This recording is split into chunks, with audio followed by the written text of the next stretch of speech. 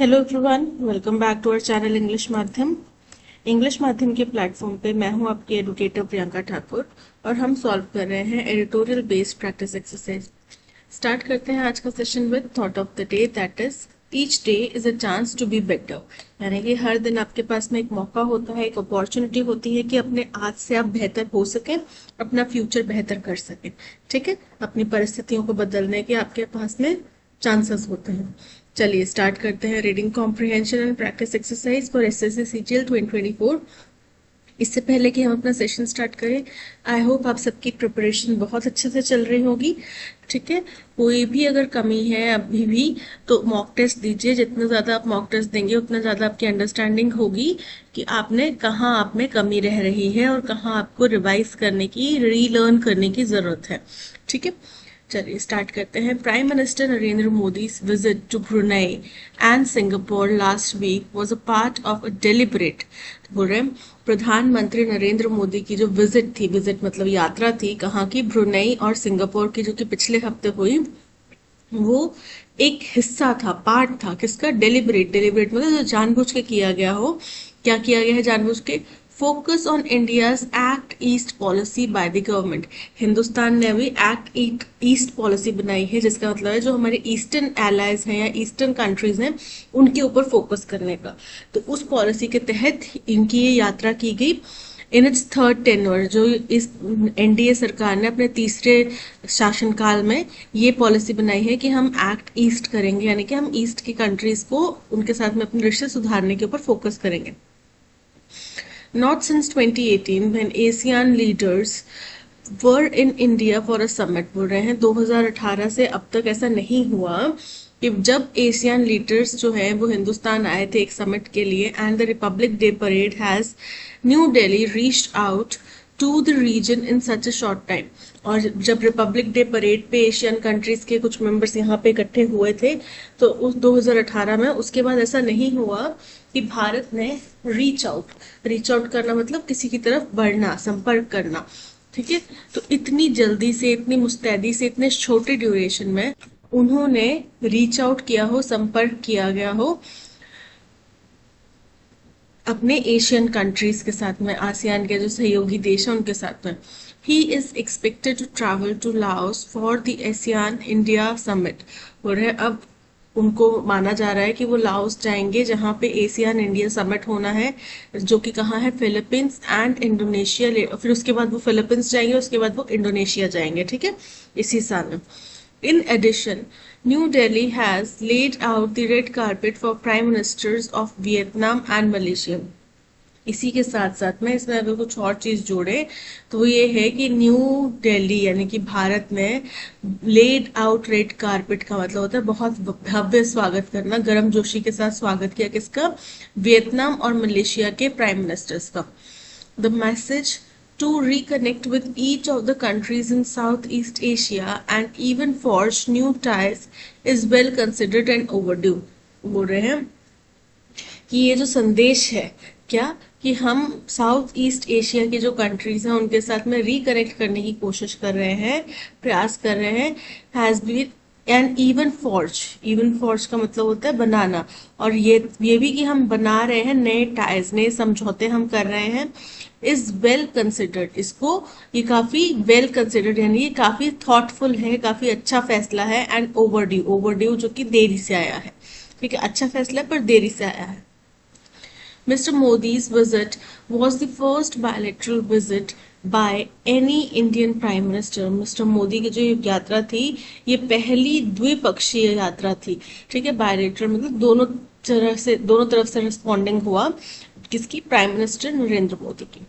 This neglect of ties with a country that has strategic ties with the US, बोले अभी तक जो हमने नेग्लेक्ट करा, नजरअंदाज करा स्ट्रैटेजिक कूटनीतिक संधि का उस देश के साथ में जिसके यूएस के साथ में अच्छे कूटनीतिक संबंध है, ट्रेड्स विद चाइना, चाइना के साथ में ट्रेडिंग संबंध है, and is situated in a middle of Asian is telling.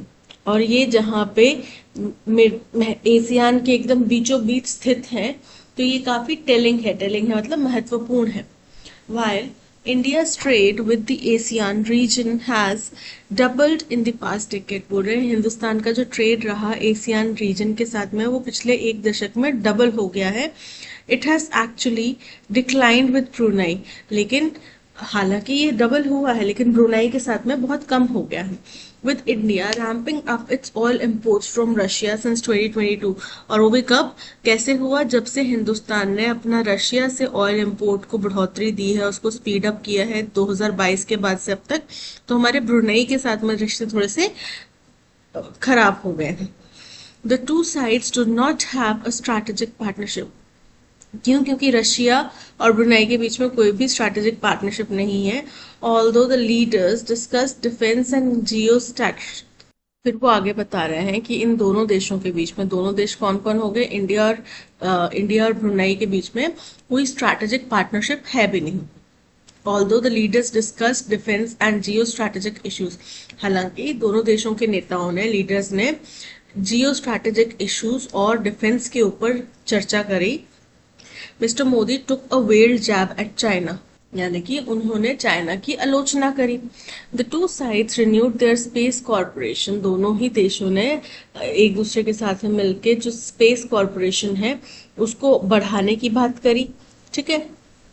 Which hinges on Brunei hosting an ISRO station, जहाँ पे जो किसके ऊपर टिका हुआ है कि ब्रुनई में हम एक इसरो स्टेशन बनाए, वहां पे लगाएं।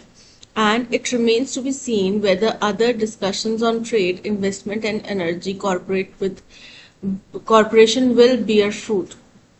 और ये देखने वाली बात होगी कि क्या ये जो डिस्कशंस हुई हैं ट्रेड के ऊपर हो गया, चाहे इन्वेस्टमेंट के ऊपर हो गया, चाहे एनर्जी के ऊपर हो गया, क्या इसमें फल लगता है, क्या इस बातचीत का नतीजा अच्छा होता है, ये भी देखने वाली बात होगी। In Singapore, the spotlight during Mr. Modi's visit was on semiconductors।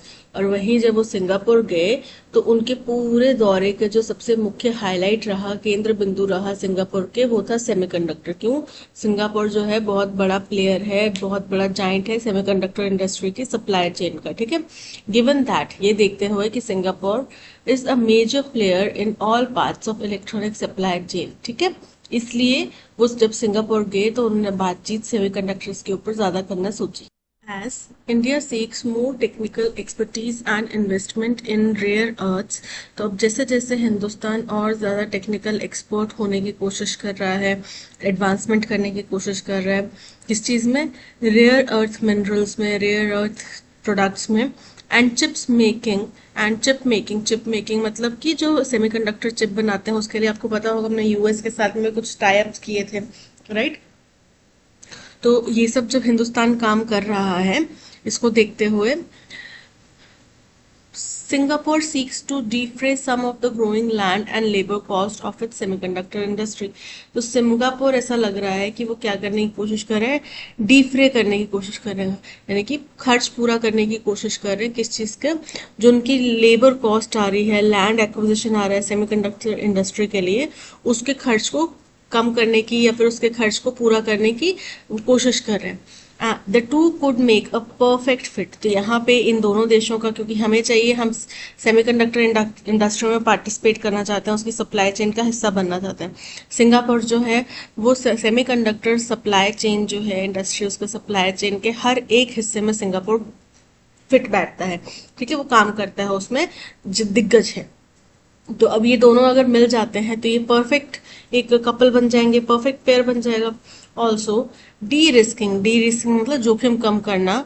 The process from US China Taiwan tension, इस पूरी प्रक्रिया को यूएस चाइना और ताइवान के बीच में जो मतभेद चल रहा है, टेंशन चल रहा है, उससे डी रिस्क करना, यानी कि उसका जोखिम इस प्रक्रिया के ऊपर ना पड़े, ये सुनिश्चित करना।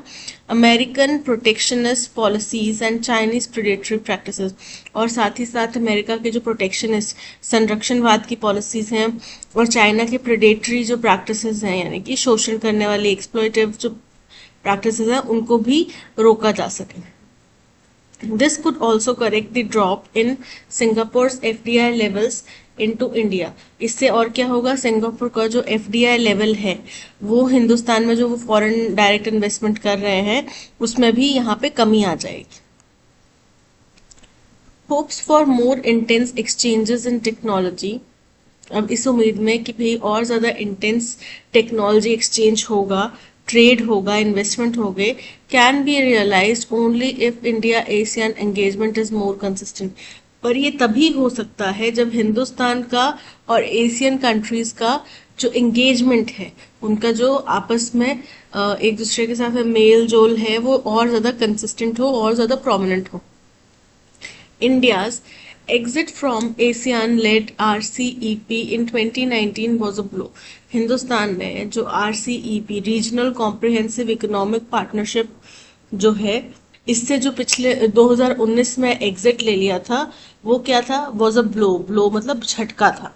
And cuts India out of the large regional FTA। और इस इलाके में जो FTA चलता है, रीजनल FTA चलता है, उससे हिंदुस्तान को वंचित कर दिया। While New Delhi has refused to revise the decision despite ASEAN's entreaties, हो रहे हैं हालांकि एशियान की बार बार विनती के बावजूद भी हिंदुस्तान ने इसके ऊपर दोबारा से अपने फैसले को रिवाइज करने से मना कर दिया है। It must update the 2009 AITIGA and 2005 CECA। तो लेकिन फिर भी हमें 2009 का जो AITIGA वाला संधि है या फिर 2005 का CECA वाला संधि है सिंगापुर के साथ में, उसको रिवाइज करना चाहिए, ठीक है, उसको अपडेट करना चाहिए। India's commitment to ASEAN centrality on all strategic issues in the Indo-Pacific has been warmly received।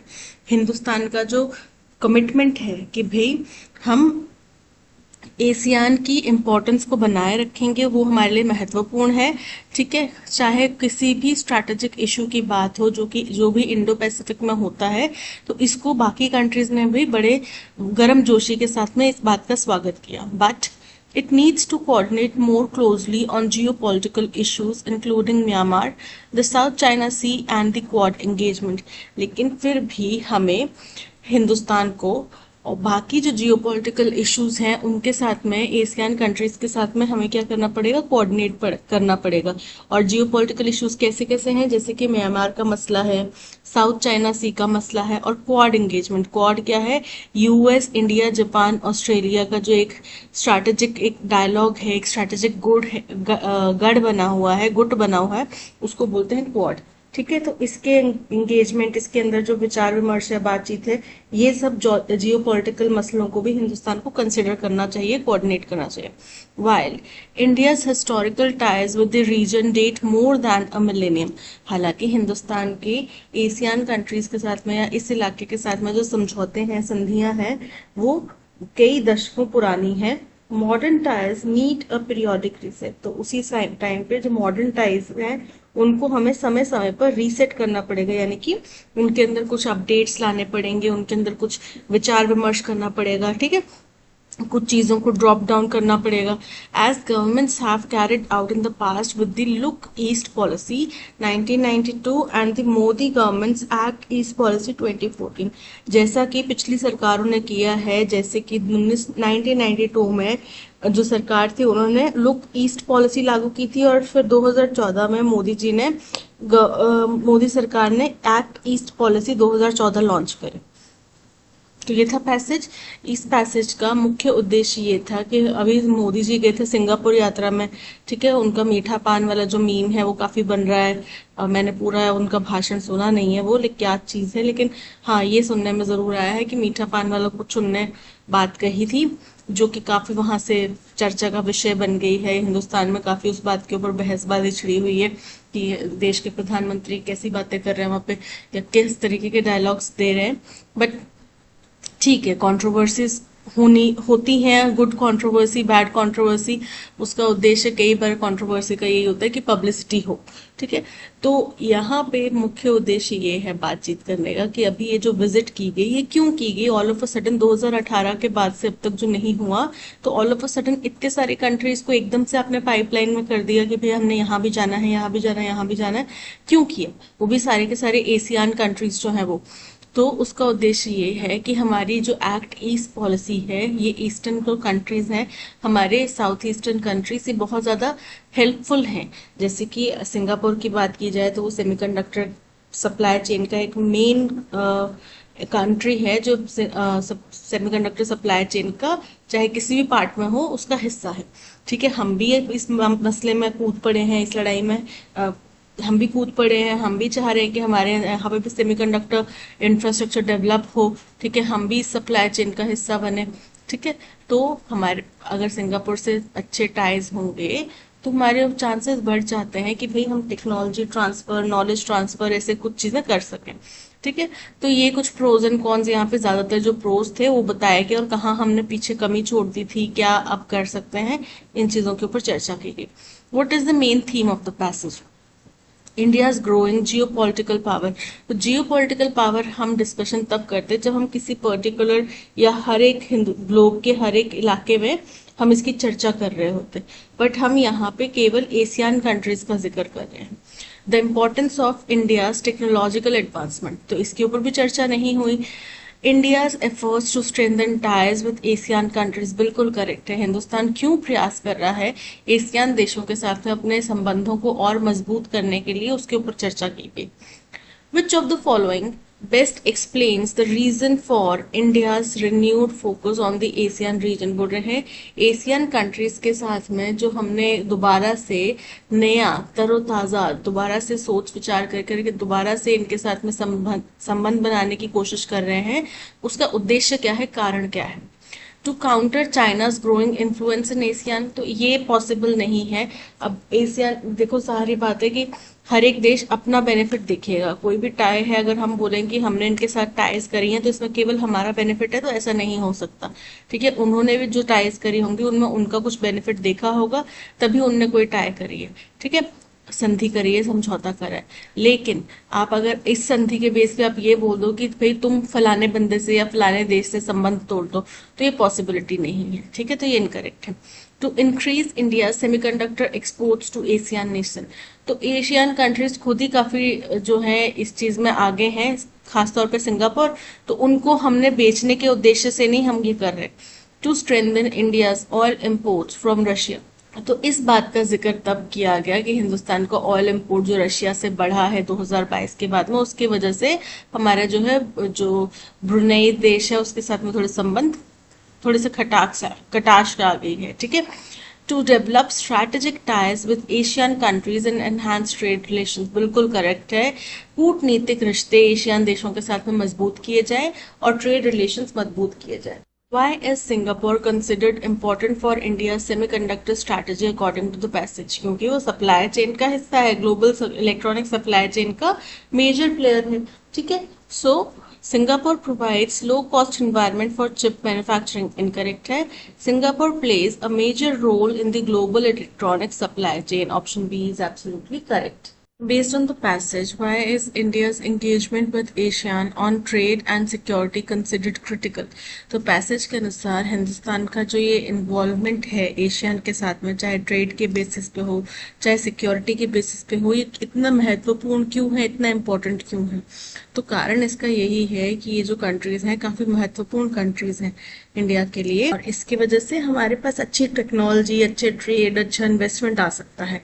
India needs to expand its influence in western hemisphere, तो वेस्टर्न हेमिस्फीयर में करना है तो साउथ ईस्ट एशियन कंट्रीज हैं। ठीक है, तो इनका क्या महत्वपूर्ण हो जाएगा, तो वेस्टर्न में तो करना है तो वेस्टर्न कंट्रीज के साथ में करना पड़ेगा अच्छा रिलेशन, तो ये इनकरेक्ट है। Consistent engagement can lead to improved exchanges in technology, trade and investment, option B is correct. India's exit from the RCEP in 2019 was a blow because क्यों था RCEP से निकलना एक ब्लो? क्योंकि उससे हमारे पास जो एक बहुत बड़ा रीजनल FTA है हम उससे भी बाहर हो गए। It limits India's influence in regional security matters, incorrect है। It excludes India from the large regional FTA led by ASEAN, option B is correct. The Goods and Services Tax GST Council was dash last week for the first time in nearly 9 months. तो पिछले 9 महीनों में पहली दफा ये मिले होंगे। ठीक है, मीटिंग करी होगी। किसने? Goods and service tax committee ने। With 11 new states ministers on board, अब इसमें 11 और स्टेट मिनिस्टर शामिल हो गए हैं जीएसटी में, जीएसटी के इस्तेमाल के लिए। And a dash NDA at the centre, और केंद्र में भी नई एनडीए की सरकार आ गई है। The council began a fresh, तो काउंसिल की शुरुआत बिल्कुल नए सिरे से हुई। ए फ्रेश मतलब नए सिरे से हुई।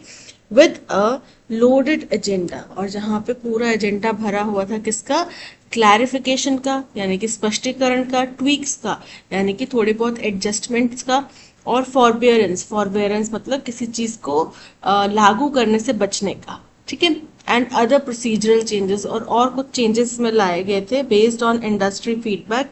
किसके ऊपर निर्भर करते थे ये चेंजेस, जो भी इनको इंडस्ट्री से फीडबैक मिला था, जिसको वेटेड बाय ऑफिशियल्स मतलब जांच की गई ऑफिशियल्स द्वारा। दैट अवेटेड इट्स डैश, जो कि इंतजार कर रहा है अपना, अब आगे उसका भविष्य हो सकता है कि उसका भविष्य क्या है, उसका इंतजार कर रहा है।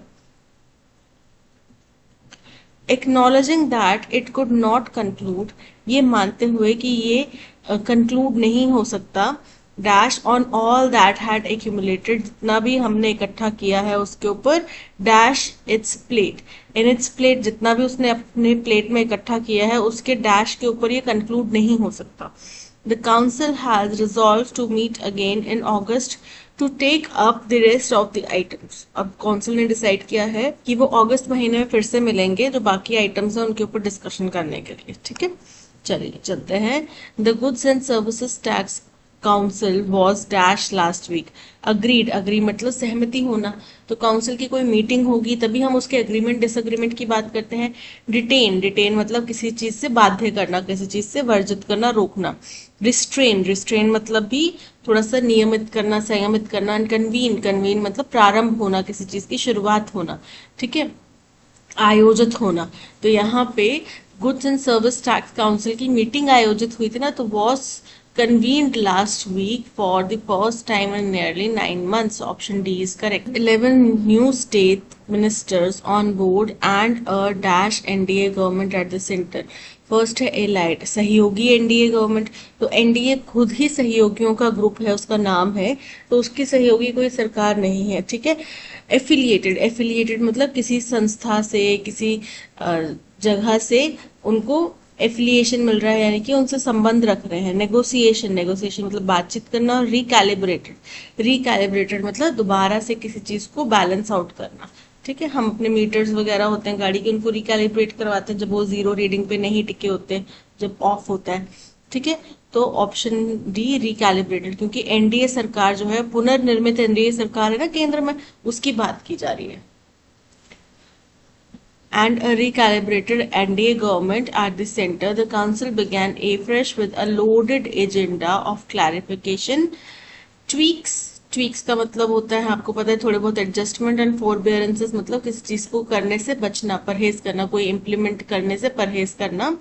And other procedural changes based on industry feedback and vetted by officials that awaited its dash, nod, nod मतलब स्वीकृति, थॉट मतलब विचार, फीचर मतलब खासियत, ओवरसाइट मतलब निगरानी करना, नियंत्रित करना। तो यहाँ पे उनकी स्वीकृति, मंजूरी के लिए वेट करें, तो option A nod is correct. Acknowledging that it could not conclude dash on all that had accumulated. First है diminish, diminish का मतलब होता है किसी चीज को कम करना। Acknowledged और acknowledges दोनों का मतलब होता है स्वीकार करना, पर acknowledge जो है वो पास्ट में बता रहा है कि पास्ट में एक्सेप्ट किया गया, एक्नॉलेजेस जो है वो बता रहा है प्रेजेंट में एक्सेप्ट किया गया। डेलिबरेशन, डेलिबरेशन का मतलब होता है कुछ डिस्कशंस का, जो भी विचार विमर्श किए जाते हैं, बातचीत की जाती है। तो acknowledging that it could not conclude deliberation, जो भी बातचीत है वो इसका निष्कर्ष नहीं हो सकती, ये बात मानते हुए on all that had accumulated dash it's plate, on it's plate यानी कि उसकी प्लेट में जो भी इकट्ठा हो रहा है, उसके ऊपर जो भी बातचीत हो रही है, उस सबको कंक्लूजन नहीं माना जा सकता, ठीक है। So option B is correct. Conclusion एक अंत में डिस्कशन के बाद में जो फाइनल वर्डिक्ट होगा वही निकलेगा। पैराजंबल का क्वेश्चन है, ठीक है, रीअरेंज करना है। इट इज अ स्टेट, ये एक ऐसी स्थिति है in which the desired advantage enjoyed by another person, कि इस जिसमें कि हम जो चाहते हैं, मैं अगर कुछ चीज चाहती हूँ लेकिन वो किसी दूसरे व्यक्ति के पास है, causes one to feel a painful blend of inferiority, malevolence and indignation. इसमें क्या होता है कि अगर जो मेरे को चीज चाहिए वो किसी दूसरे व्यक्ति के पास में है तो ये देखकर मुझे बड़ा ही दुख होगा, तकलीफ होगी, मुझे इंफीरियर लगेगा, यानी कि मुझे ऐसा लगेगा कि मैं उससे कम हूँ शायद, इसलिए मेरे पास ये नहीं है, या फिर मुझे थोड़ी घृणा या हॉस्टिलिटी की फीलिंग आएगी, उसके प्रति नफरत द्वेष की फीलिंग आएगी, या फिर इंडिग्नेशन का मतलब होता है कि गुस्सा, बहुत ऐसा कि भाई मेरे साथ बहुत गलत हो गया, ऐसा गुस्सा मेरे मन में आएगा। तो अब ये किसी स्थिति की बात कर रहे हैं कि ये एक ऐसी स्थिति है, उसकी डेफिनेशन बता दी कि इस स्थिति का मतलब क्या है। ठीक है, तो पी हमारा फर्स्ट स्टेटमेंट तो नहीं हो सकता। According to Bertrand Russell, next to worry, probably one of the most potent causes of unhappiness is envy. बोल रहे हैं बर्ट्रांड रसल के अनुसार जो काफी चिंतित करने वाली बात है वो ये है कि जो सबसे इम्पॉर्टेंट या सबसे गंभीर कॉज है, रीजन है अनहैप्पीनेस का, वो है एनवी। एनवी मतलब दूसरों से ईर्ष्या रखना, दूसरों से घृणा करना, ईर्ष्या रखना। It is among the most universal and deep-seated of human passions. ये दुनिया में ऐसा है कि मतलब ऐसा नहीं कि एक पर्टिकुलर देश के लोगों में ये फीलिंग होती है या एक पर्टिकुलर कैटेगरी के लोगों में फीलिंग होती है, ये यूनिवर्सल है, सब में ये फीलिंग होती है, इनफैक्ट जानवरों तक में भी ये फीलिंग होती है। ठीक है, और डीप सीटेड और इंसान के अंदर सबसे गहरा होने वाला ये पैशन है, जुनून है। ठीक है, दूसरे से घृणा करना, वो भी उस चीज को लेके जो मुझे चाहिए थी पर मेरे पास नहीं है, उसके पास है, इस चीज को लेके उससे ईर्ष्या करना, घृणा करना, नफरत करना। ठीक है, ये सब क्या है, ये इस फीलिंग की बात करें, एनवी की बात करें। फिर उसके बाद बताएंगे कि ये एक ऐसी स्थिति है जहां पे आपके पास जो है वो दूसरे के पास है तो आपको उससे देख के तकलीफ होती है। एनवी दस इज अ डिस्ट्रक्टिव इमोशन, इसलिए एनवी जो है वो एक डिस्ट्रक्टिव, विनाशकारी इमोशन है। तो क्यों हमारा फर्स्ट स्टेटमेंट होगा, क्योंकि यहाँ पे हमें पता चल रहा है कि हम एनवी के बारे में बात कर रहे हैं। फिर उसके बाद हमें बताएगा कि ये यूनिवर्सल कंसेप्ट है, ऐसा नहीं किसी एक पर्टिकुलर जगह का है, किसी एक पर्टिकुलर व्यक्ति को फील हो रहा है, यूनिवर्सल है। फिर उसके बाद उन्होंने बताया एनवी का मतलब क्या होता है, और फिर बताएंगे कि एनवी इसलिए हानिकारक है, नुकसानदायक है। तो अरेंजमेंट क्या बन रहा है, क्यू से बन रहा है। सो क्यू से ऑप्शन बी और ऑप्शन सी है, ऑप्शन ए और ऑप्शन डी एलिमिनेट हो जाते हैं। Q S P R, Q R P S, option C is correct. अब अगेन पैराजम्बल का क्वेश्चन है, लेकिन यहाँ पे S1 और S4 स्टेटमेंट जो है गिवन है। ठीक है, हमें P Q R S statement में से हमें S2 और S3 सिलेक्ट करना है। इन रिसेंट ईयर्स, अभी हाल फिलहाल के सालों में, India's informal sector has face significant challenges. Hindustan का जो इनफॉर्मल सेक्टर है, इनफॉर्मल सेक्टर क्या है, जहाँ पे जैसे कि मान लो कोई छोटी मोटी फैक्ट्री है, उसके मजदूर हैं, उसके अंदर लेबरर्स हैं या फिर मिस्त्री वगैरह है, ये क्या है, इनफॉर्मल सेक्टर है। इसके कोई कहीं पे रजिस्ट्रेशन नहीं होगा, कहीं पे इसके आपके कोई पीपीएफ अकाउंट वगैरह नहीं बनेंगे, राइट। लेकिन अगर आप एक किसी अच्छी कंपनी में काम करते हैं तो आपके पीपीएफ अकाउंट बनते हैं, आप उस कंपनी में बकायदा रजिस्टर किए जाते हैं, तो हो गया फॉर्मल सेक्टर। इनफॉर्मल सेक्टर मतलब जहाँ पे कोई रजिस्ट्रेशन वगैरह की कोई वो बात नहीं है, आज काम है कल काम नहीं भी हो सकता। तो उसमें बहुत ज्यादा चैलेंजेस फेस किए हैं, परेशानियां फेस करी हैं due to 3 major shocks. Basically 3 मुख्य जो झटके लगे हैं उनकी वजह से। फर्स्ट था demonetization in 2016, the rollout of goods and services tax regime in 2017 and COVID induced lockdown in 2020।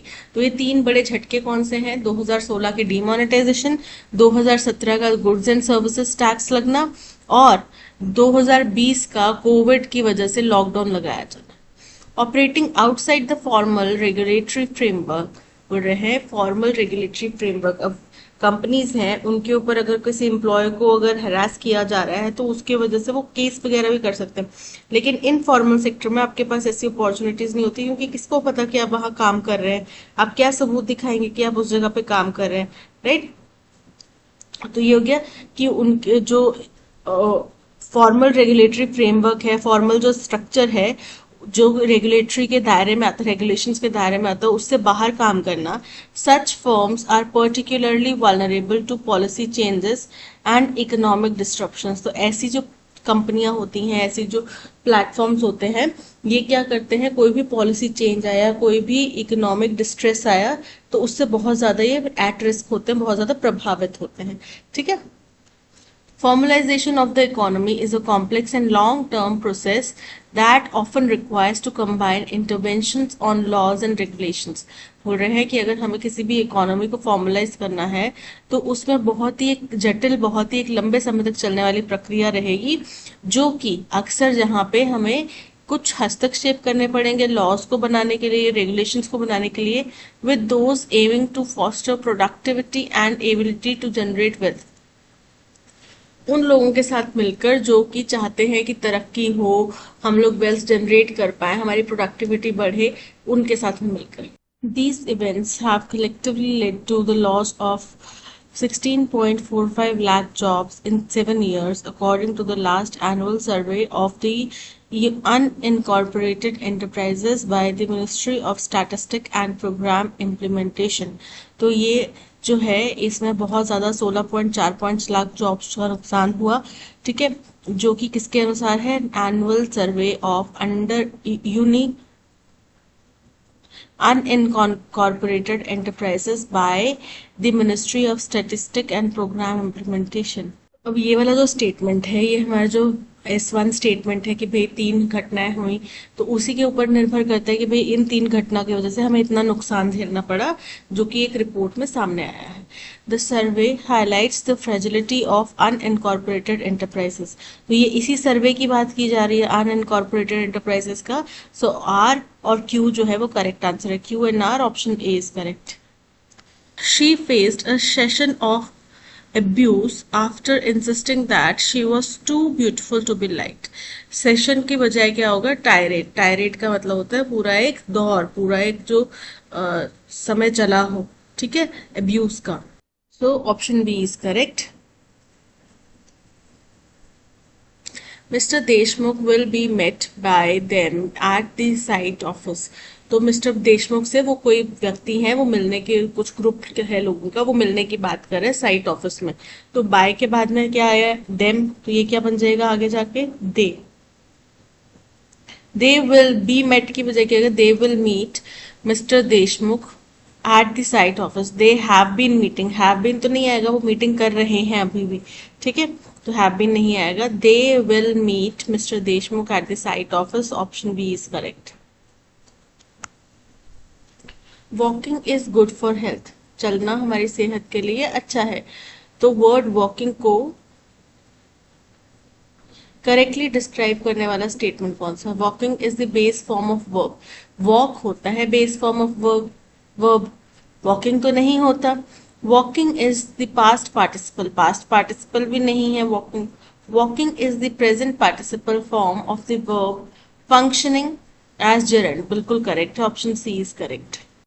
One word substitute करना है, a speech in a play that the character speaks to himself और herself और to the people watching rather than to other characters. जब ऐसा होता है ना, जब कोई प्ले वगैरह चल रहा है, या फिर जैसे टीवी सीरियल्स होते हैं, उनमें जब वो साजिश कर रहे होते हैं, कुछ सोच रहे होते हैं, तो वो खुद से बात कर रहे होते हैं, राइट। तो या और वो एक्चुअली में खुद से बात थोड़ी कर रहे होते हैं, वो तो दिमाग में भी सोच सकते हैं, लेकिन वो हमें दिखा रहे होते हैं कि भाई वो उसके दिमाग में ये सब चल रहा है, वो ये सब सोच रहा है, अगला व्यक्ति जिसके बारे में बात कर रहे हैं वो ऐसा कुछ सोच रहा है। तो वो जो डायलॉग होता है जिसमें व्यक्ति खुद से ही बात कर रहा होता है, या फिर बेसिकली जो व्यूअर्स हैं उनको दिखाने के लिए बोल रहा होता है, उस स्पीच को क्या बोलते हैं। फर्स्ट है सोलिलोकी इज द करेक्ट ऑप्शन। डॉगमैटिक, डॉगमैटिक का मतलब होता है हट करने वाला। स्क्रीम, चिल्लाना, चीखना। एलोक्वेंस यानी कि बहुत ही ज्यादा कुशल हो किसी बोलने की शैली में। तो यहाँ पे option A soliloquy is correct. The prime minister and a president are visiting the town day to see the preparations of international seminar. तो प्राइम मिनिस्टर और अ प्रेसिडेंट, एक हमारे देश के प्रधानमंत्री, तो हमारे ही देश के प्रेसिडेंट विजिट करेंगे ना, दूसरे देश के प्रेसिडेंट थोड़ी आएंगे। कोई एक प्रेसिडेंट आए हैं, वो हमारे प्राइम मिनिस्टर के साथ में मिलके हमारे प्रिपरेशंस के जायजा ले रहे हैं, ऐसा तो नहीं हो सकता। हमारे ही देश के प्रधानमंत्री और हमारे ही देश के प्रेसिडेंट जो हैं उनकी बात की जा रही है, ठीक है। तो the prime minister and the president are visiting town day to see the preparations of international seminar. A president में एरर है, क्या आएगा? The president. The manager finally exceeded to his request. Cede करना मतलब क्या हुआ? सीड करना मतलब हुआ मानना, एग्री करना। तो एंटोनिम क्या हो जाएगा? डिसएग्री। अप्लाइड, अप्लाइड मतलब कोई चीज लागू करना।